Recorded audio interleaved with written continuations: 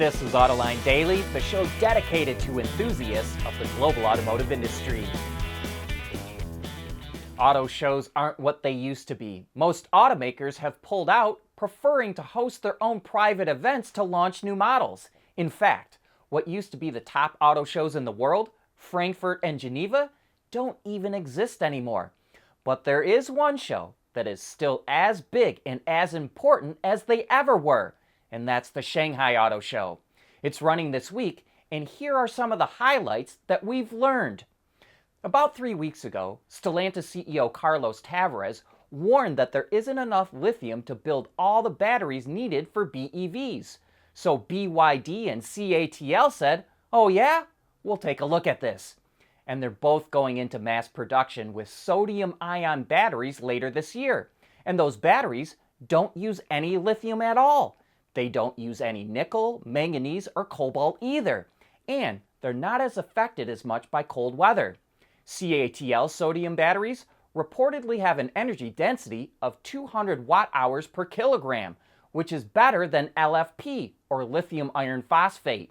Sodium batteries will likely be used mostly for base models or cheaper EVs, but that will still offset a lot of demand for lithium. Another complaint about EVs is that they take too long to charge. But at the Shanghai show, Chinese EV startup Li Auto introduced an 800-volt fast charging system that can provide an impressive 400 kilometers or nearly 250 miles of range in just 10 minutes. Li Auto plans to install 300 of the chargers along highways in China this year, and by 2025, it wants to have 3,000 fast chargers covering 90% of highways and major cities in the country. So, if automakers are getting down to a 10-minute charge today, where will it be in another 5 years? Ford CEO Jim Farley says the company has to rethink what its brand is going to be in China. He says the middle of the market in the country is completely saturated, especially with two-row crossovers. There's a ton of overcapacity, and automakers in that segment are largely losing money. We think that means Ford will have to play to its strengths in China, which would include electric commercial trucks and vans, as well as electric versions of the Mustang, Bronco, Ranger, and Raptor. Farley also commented on Tesla's rapidly rising and lowering prices of its cars. He said that Elon Musk is going to learn that refreshing your product is very important in the auto industry. And by that he means Tesla needs visual updates to its styling, not just over-the-air updates. At Schaeffler, we pioneer motion. Electrifying mobility, manufacturing smarter, reducing CO2 emissions, making energy production clean. Schaeffler pioneers motion to advance how the world moves.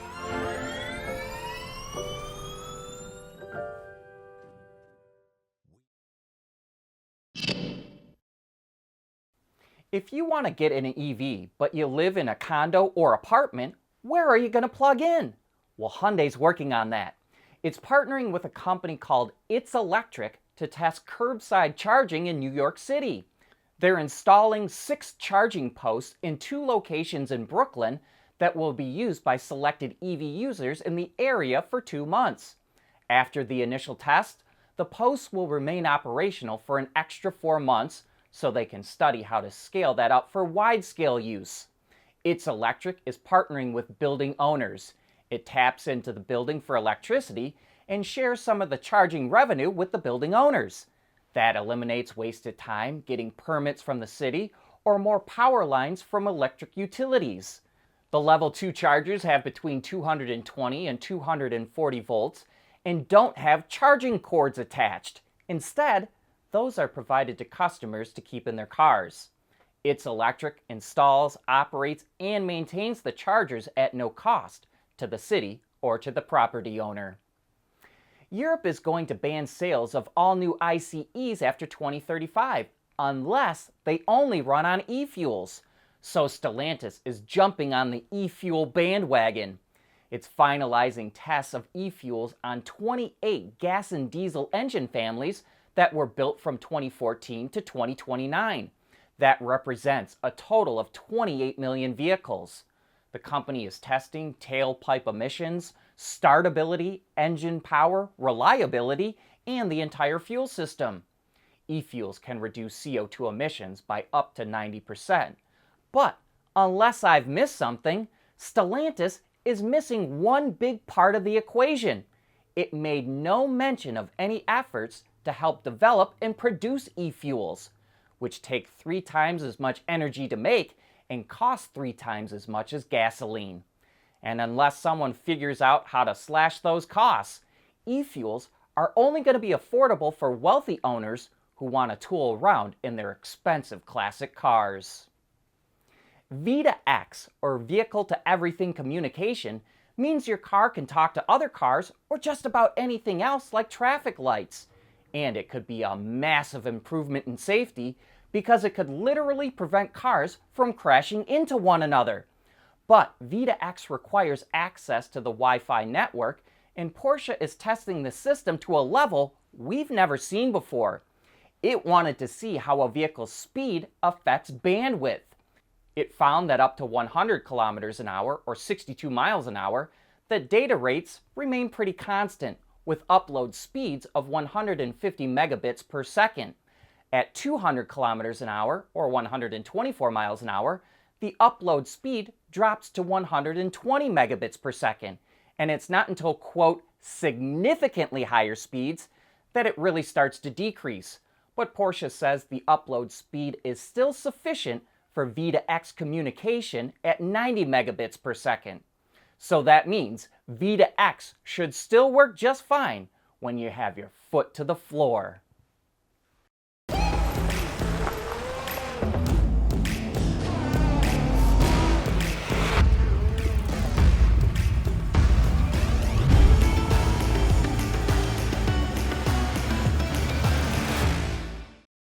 We want to know what drives your testing. OTA, connected car, diagnostics, remote testing. Intrepid Control Systems is here to help you work from anywhere. Intrepid Control Systems, driven by your data.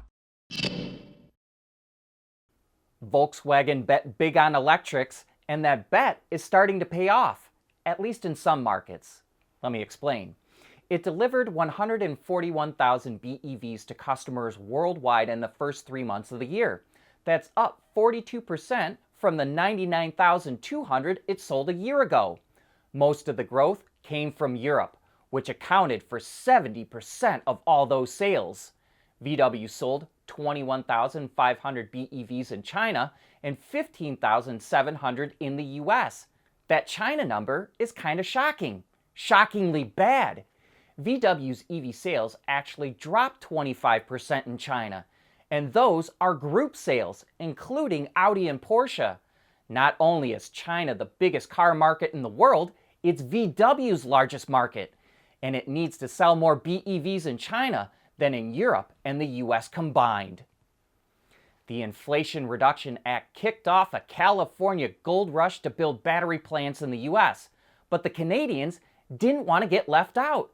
So it's providing nearly $10 billion to Volkswagen to build a battery plant in St. Thomas, Ontario. That's about the same amount of money VW would have got if it opened the plant in the US.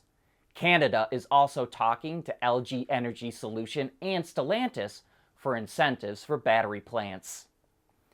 Developing countries with the raw materials needed to make batteries are deciding they want a piece of the action.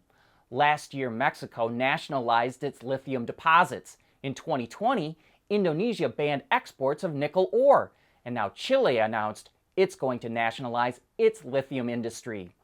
Chile is the second largest lithium producer globally and has the largest lithium reserves in the world. The government won't terminate current contracts, but over time, lithium miners will have to transfer their operations to a state-owned company. On top of this, Chile, Bolivia, Argentina, and Mexico want to band together to form a lithium consortium for even more control, and they account for more than half of the lithium reserves in the entire world. Schaeffler, which is one of our sponsors, is hitting something of a milestone. It's going to start production of its electric hub motors in China this year that will be used by at least 3 companies which make small municipal vehicles. We find that interesting because no one has really had any success with hub motors so far. Lordstown is trying, but its future looks kind of hazy.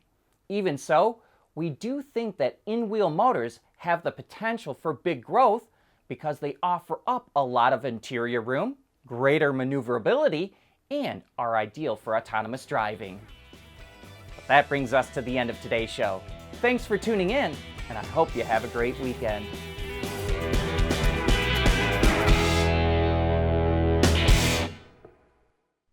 Autoline Daily is brought to you by Bridgestone, solutions for your journey.